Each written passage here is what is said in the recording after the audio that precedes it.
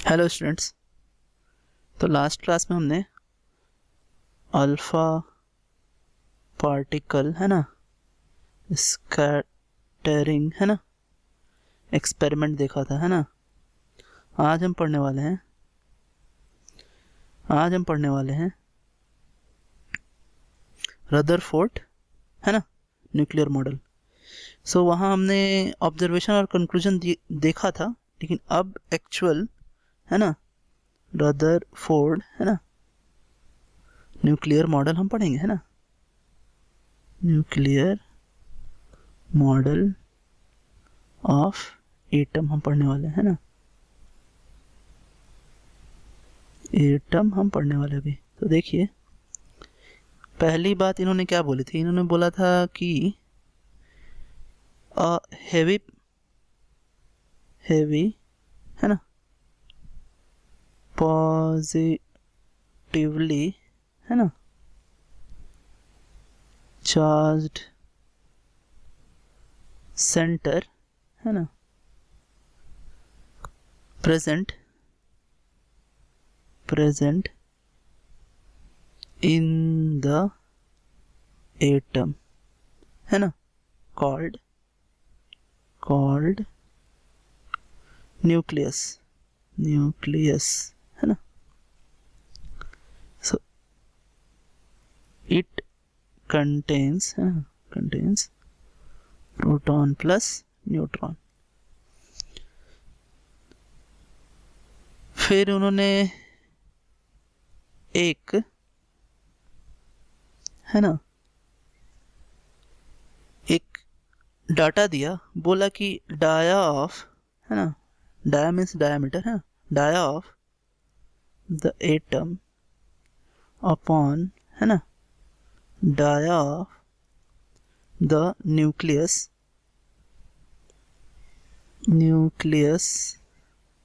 is equals to 10 to the power minus 10 meter 10 to the power minus 15 meter is equals to 10 to the power 5 है ना। सो 10 to the power 5 times जो nucleus है वो छोटा होता है एटम से, ये उन्होंने बताया था। फिर उन्होंने बोला कि जो वॉल्यूम है ना, सो वॉल्यूम ऑफ न्यूक्लियस है ना, volume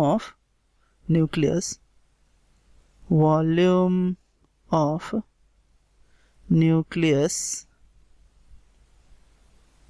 is directly proportional to mass number A, mass number है ना।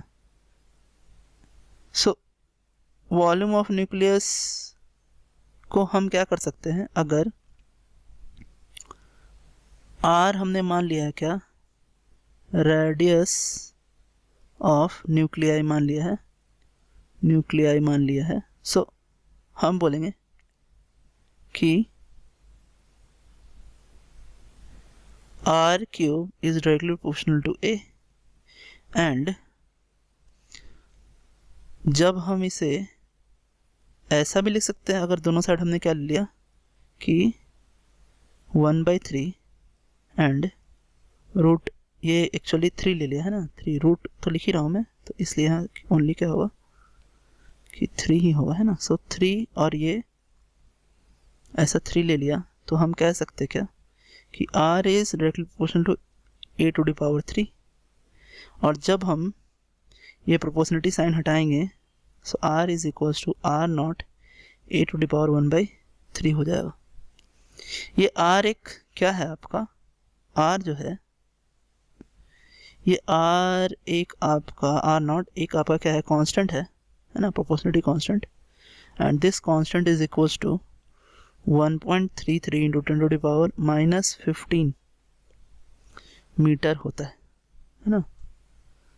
अगर हम डेंसिटी की कैलकुलेशन करें अगर है ना, सो डेंसिटी है ना ऑफ हाइड्रोजन है ना,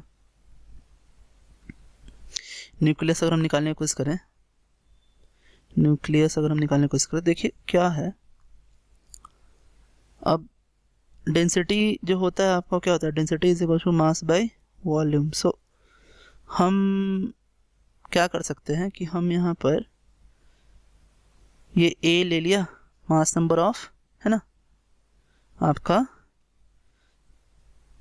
हाइड्रोजन, और इस ए में हमने माना क्या कि यहाँ पर ओनली आपका प्रोटॉन होता है, तो प्रोटॉन का हमने मास लिखा कितना, 1.675।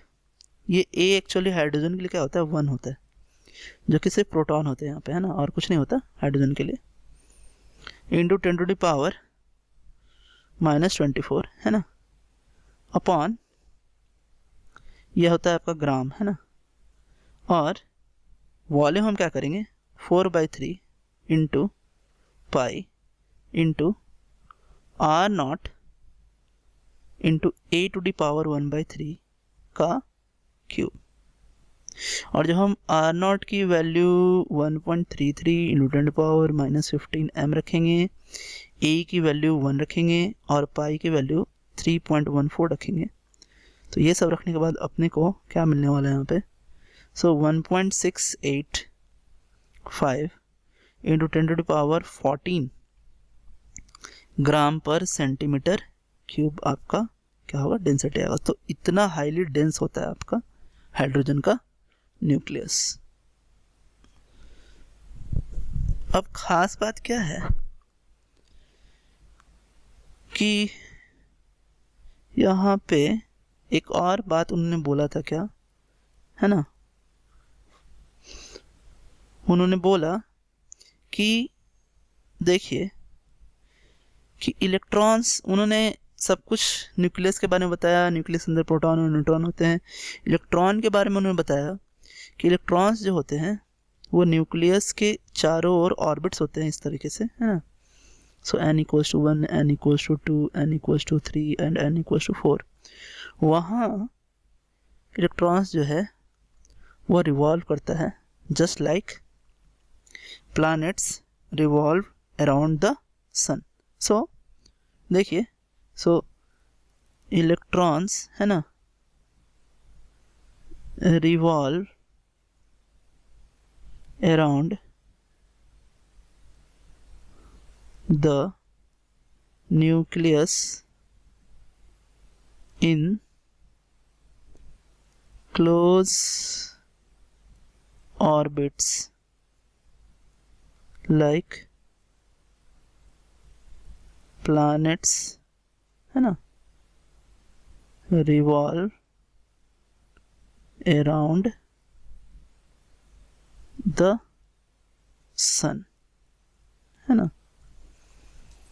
तो ये आपका रदरफोर्ड मॉडल था, है ना। सो नेक्स्ट क्लास में मैं आपको इसके ड्रॉबैक्स के बारे में बताऊंगा, है ना। तो आज के लिए इतना students, thanks, have a nice day students.